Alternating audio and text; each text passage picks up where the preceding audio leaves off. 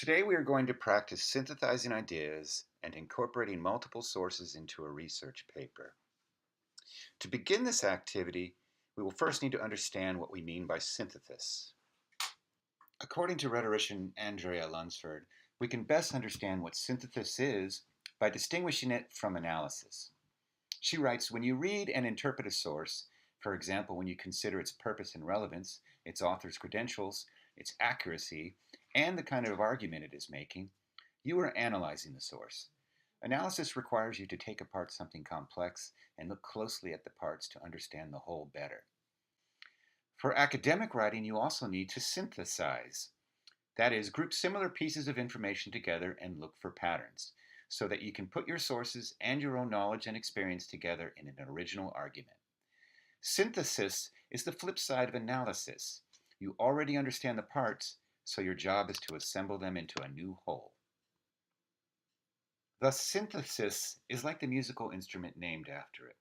Just as a synthesizer combines different sounds in order to create new ones, you combine different ideas and their sources when you synthesize information. Let's look at two different views on the issue of using cell phones in the classroom.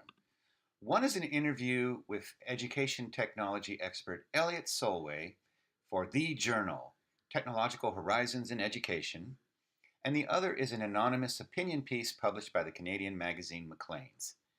The first one argues in favor of using cell phones in the classroom, while the second argues against it. If you are watching this at home, go ahead and hit pause on this video so that you can review some of Soloway's points. If we are in class, we will discuss them together. Did Soloway's points support the ones you made? Did they challenge them? Perhaps they added a whole new point you hadn't considered. Whether you agree, disagree, or have a different point than your source material, you can use that information to build your own argument. Now we'll look at the opposing point of view written by the editors of Maclean's.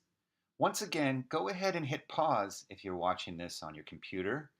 If we are in class, we will discuss it. Once again, did you find support from this source?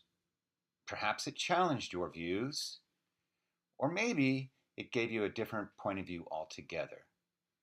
In any case, this will help you synthesize your own original argument. Keep in mind that when you synthesize opposing points of view, it's not an all or nothing game. In fact, you might find a compromise. Perhaps you agree with Soloway that cell phones provide cheap digital access. Perhaps you agree with the editors of Maclean's that they are still a big distraction. And you find yourself, consequently, looking for some kind of compromise between these two points of view. Then it strikes you that's in fact what the Maclean's editors offer. They do in fact see a need to accommodate. And from there, you can arrive at your own synthesis of these opposing views. Because they are so widely used and affordable, cell phones make it possible for more students to use computers in the classroom than previously possible. However, they can also distract students from paying attention. Thus, I agree with the editors of Maclean's when they write, any effort to make cell phones part of the official school day must solve the problem of their non-educational use, either by setting strict rules of acceptable conduct or blocking access when it's not appropriate. If teachers can set some boundaries for cell phone use, I believe that students will benefit from using them in the classroom. Once you have gathered your sources and synthesized them, you will of course want to include them in your works cited page. This works cited page is created in MLA format. Your professor might also want you to create one in APA format, so be sure to ask. And when in doubt, check in with the English and Study Skills Center here at Monterey Peninsula College. This is just one example of how you can synthesize multiple sources to create your own original argument. Have fun, combine different sources, and don't forget, your voice should be front and center.